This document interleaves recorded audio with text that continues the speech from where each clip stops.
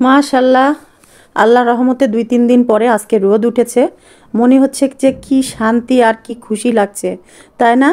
আসসালামু আলাইকুম ভিউয়ার্স, যে যেখান থেকে দেখছেন সকলকে জানাই এই সকালের শুভেচ্ছা। অনেক রোদ উঠেছে, 9:30 10টা বাজছে এখন। অনেক সকাল থেকে একবারে মাজায় কাপড় বেঁধে লেগে পড়েছি। 3-4 দিন ধরে সূর্যের মুখ দেখা নেই। ঘরে যেমন কেমন যেন একটু স্যাঁতস্যাঁতে, মানে আসলে মানসিক সমস্যা এটা আমার অনেক আগে থেকেই, যে সূর্য নেই মানে আমার পুরো বাসাটায় গন্ধ ধরে গেছে। তো যাই হোক, সূর্য উঠেছে, কিছু কিছু জিনিসপত্র রোদে দিয়েছি, বালিশ কাঁথা আর কাপড় চোপড়ও কিছুটা মানে কাঁচা হয়েছে। আর আজকে রান্না বান্না কিন্তু খুবই হালকা পাতলা, একটা মাছের ঝোল করে নিয়েছি, আর করে নিয়েছি হলো বেগুন ভর্তা আর সালাদ। তো মাছ কপি দিয়ে ঝোল করে নিয়েছি, সেই মাছটা কই মাছ, কপি আর নতুন আলু দিয়ে ঝোল রেখে দিলাম। মেয়ে আসবে বিকালবেলা, তো ভাবছি যে ওর খুব পছন্দের ওই তরকারিটা, ওটা রেখে দিয়ে এখন খুব ক্ষুধা লেগেছে, খুবই ক্ষুধা লেগেছে। অনেক কাজ হয়ে গেছে, সেই সকালে 7টার সময় উঠে তখন একটু হালকা পাতলা নাস্তা করা হয়েছে। নাস্তাটা অবশ্য কেনা ছিল। আজ কয়েকদিন যাবৎ কী যে হয়েছে, সকালে নাস্তা তৈরি করতে ইচ্ছে করছে না। ওর বাবা বাইরে গেলে কিছু না কিছু কাজে তো নিচে নামেই, আর নিচে নামলেই আমার হলো খুব ফেভারিট একটা খাবার, সেটা হলো কি রুটি ওটা, কি রুটি ভুলে গেলাম, কি রুটি, তন্দুরের রুটি, সরি, তন্দুরের রুটি আর ডাল আমার খুব ভালো লাগে এই খাবারটা। তো ওটা নিয়ে আসছিল, আমি ডিম ভেজে খেয়েছি, চা খেয়ে এই তো কাজে লেগে পড়েছি। এখন বাজছে প্রায় 3টা। তো বুঝতেই পারছেন কেমন ক্ষুধা লেগেছে। সালাডটা করে নিলাম, আর একটা বড় কি তাল বেগুন, আমরা তো তাল বেগুন বলি, অনেক সময় লোদা বেগুন বলি, কে এক এক জায়গায় এক এক নাম। বড় একটা বেগুন, সেটা একটু এই যে পুড়ে ভর্তা করে নিয়েছি, আর মাছটা ঝোল করে রেখে দিলাম, আগেই বলেছি। আর কালকে রাতে কেউ ভাত খায় না, শীতের দিন আসলে কী যে হয়, একটু ভারী নাস্তা করলে আর রাতে কেউ খেতে চায় না। তো মুরগির মাংস করা ছিল, সেই মুরগির মাংস এখন আলু ঘাটি করেছিলাম, আলু ঘাটিটা অবশ্যই দুপুরবেলা খেয়েছে সবাই, আর কিছুটা ছিল ফ্রিজে, তো সেগুলো সব বের করে এখন গরম ভাত, শুধু ভাতটা রান্না করেছি, একবারে ধোয়া ওটা গরম ভাত। বুঝতেই পারছেন, যারা ভাত প্রিয় মানুষ তাদের কাছে ভাত আর তরকারি হলে আর কিছু লাগে না। তো আমাকেও এরকম বলতে পারেন, সবাই জানে, আমার ফ্যামিলির, আমার পরিবারের, আমার মা বাবা ভাই বোন সবাই জানে যে আমি একটু ভোজন রসিক, আমি খেতে পছন্দ করি, আর আমি তৃপ্তি সহকারে যে কোনো খাবারই খেতে পারি। তো এ তো আলু ঘাটি রুই মাছের মাথা দিয়ে করেছিলাম, আর বাসি আলু ঘাটিটা দিয়ে কিন্তু গরম ভাত খেতে অনেক ভালো লাগে।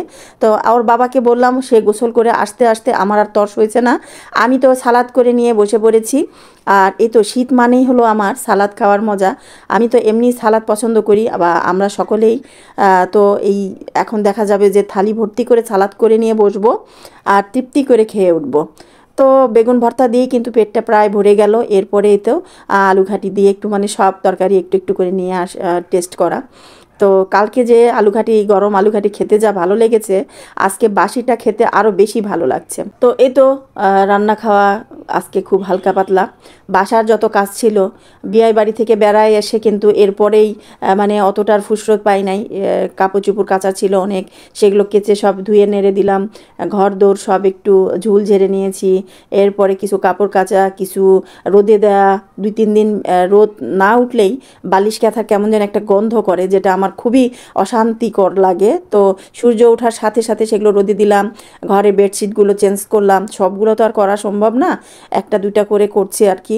তো বালিশের খোলগুলো রোদে দিলাম, আর বালিশের কভারগুলো সব কেচে আবার নতুন করে, মানে এরই ফাঁকে কিন্তু কোকোর খাওয়া দাওয়া ঠিকই আছে।